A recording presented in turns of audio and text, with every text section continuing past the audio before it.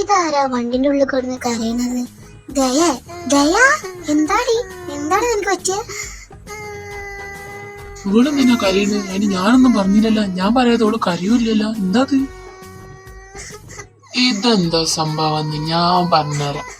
സംഭവം എന്താന്ന് വെച്ചാ, നമ്മള് പാട്ടിട്ട് ഡാൻസ് കളിക്കുമ്പോ നമ്മള് ഭയങ്കര ചില്ലിലേന്. ആളറിയാതെ ഉറങ്ങി പോയിട്ടുണ്ടാവും. ആള് കണ്ണടച്ചിട്ടല്ലേ കിടന്ന് കരയണത്. അപ്പൊ ആളെന്തോ സ്വപ്നം കണ്ടിക്കണ്. എനിക്ക് തോന്നണത് നിങ്ങൾ തമ്മിൽ ബ്രേക്കപ്പ് ആവണം എന്തോ ആണ് തോന്നുന്നത്. അല്ലാതെ ഇപ്പോൾ അവിടെ കിടന്ന് വെറുതെ കരയില്ലല്ലോ. അപ്പൊ അത് തന്നെ സംഭവം. അവളെ വിളിക്കാൻ നോക്കിയ വേഗം. അതന്നെയാണ് സംഭവം. ഇവൾക്ക് ഇടക്കിടക്കുള്ളതാണ് ഈ ഉറക്കത്തിൽ കിടന്ന് കരയില്. ഞാൻ അതാ അങ്ങ് മറന്നുപോയി. എടി ദയ, നീക്കടി, ഏടി. നിങ്ങളെന്താ ഇവിടെ? നിങ്ങളല്ലേ ചത്തത്? ചാവ്? ആര് ചാവണ്? ഒരു സ്വപ്നല്ലേ? ഞാൻ ആകെ പേടിച്ച് നിങ്ങളൊക്കെ എന്നെ വിട്ടുപോയെന്ന് ഞാൻ വിചാരിച്ചു. ഇനി മോള് പറഞ്ഞോളി, എന്ത് സ്വപ്ന കണ്ടേ? ഏടി ദ്രോഹി, ഞങ്ങളൊക്കെ മരിക്കണതാ ഈ സ്വപ്നം കാണേ. എനിക്കെന്റെ സ്വപ്നത്തിനോട് പറയാൻ പറ്റുമോ എനിക്ക് അങ്ങനത്തെ ഒന്ന് കാണിച്ചു തരരുതെന്ന്? ഞാൻ പറഞ്ഞില്ലേ അവൾ എന്തേലൊക്കെ സ്വപ്നം കണ്ടതാണ്. ഞാൻ വിചാരിച്ചു ഈ സ്വപ്നം കണ്ട നമ്മള് ബ്രേക്കപ്പ് ആവണേണ്. കണ്ടാ നിങ്ങള് ബ്രേക്കപ്പ് ആവണെന്നേ അവന്റെ മനസ്സിലുള്ള ഓൻ തുറന്ന് പറഞ്ഞണ്ട. എടാ കുടുംബക്കലക്ക് ഞാനുള്ള കാര്യം തുറന്നു പറഞ്ഞതാണ്. ആ പാവത്തിന് ഇങ്ങനൊക്കെ ചെയ്യാൻ എന്ത് ദ്രോഹാടാ അവള് ചെയ്തത് അന്നേറ്റ്. എടാ അന്നേറ്റ് എന്ത് തെറ്റാണ് ഞാൻ ചെയ്തത്? ഇവനെനിക്ക് ഇടക്കിടക്ക് പാര വെക്കണേ.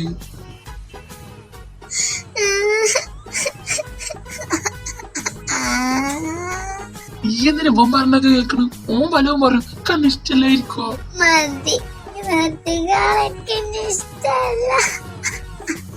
പൊന്നുമോൾ, അന്നെ ഞാൻ എങ്ങനെ പറഞ്ഞു മനസ്സിലാക്കാനാ?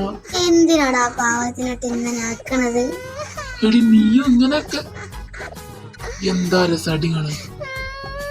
മതിടാ മതി, പാവാണ രാഹുൽ. അളിയ നിനക്ക് മാത്രമുള്ളൂടാ എന്നോട് സ്നേഹം. സോറി രാഹുലേട്ടാ, നമ്മളൊരു പാവാണ് നിക്കറിയാലോ.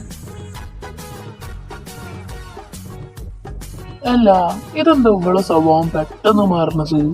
ഇത് വരീകൃത കരയുന്നു പെട്ടെന്ന്. സാരല്ല രാഹുലേട്ടാ, എന്തോ കാര്യമായിട്ട് കുഴപ്പമുണ്ട്. എടാ മാറിയാടാ, ഞാനവിടെ സുഖമായിട്ട് ജീവിക്കണ എനിക്കൊന്നും പറ്റണില്ല. അതാണ് എനിക്ക് ഇങ്ങനെ എപ്പോഴും പാരക്കണത്. നിങ്ങളെല്ലതും ഒക്കെ ഒരു കേട്ടാ, ഞാൻ മാത്രം പുറത്ത്.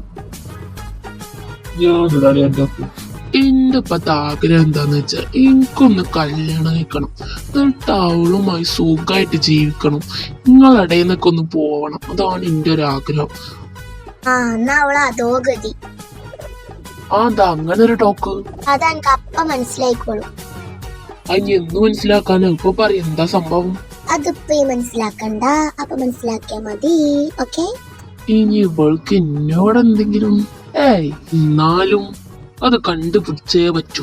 അതിന് വേണ്ടിട്ട് ഗേൾസിന്റെ കരകാടക്കാടൊക്കെ എടുത്തിടണം. അപ്പൊ അവളെ ഫേസ് നോക്കാലോ, അവൾക്ക് ജലസ് ഉണ്ടാന്ന് നോക്കണല്ലോ. പിന്നെ ഒരു കാര്യം, എനിക്ക് എന്തായാലും കെട്ടണം. അതിന്റെ കാര്യമൊക്കെ എന്റെ വീട്ടുകാരോടൊക്കെ ഒന്ന് സംസാരിക്കാണ്ട്. അപ്പൊ കെട്ടിയേ മതിയാവും. ഇവളെ ഫേസ് മാറണ്ട.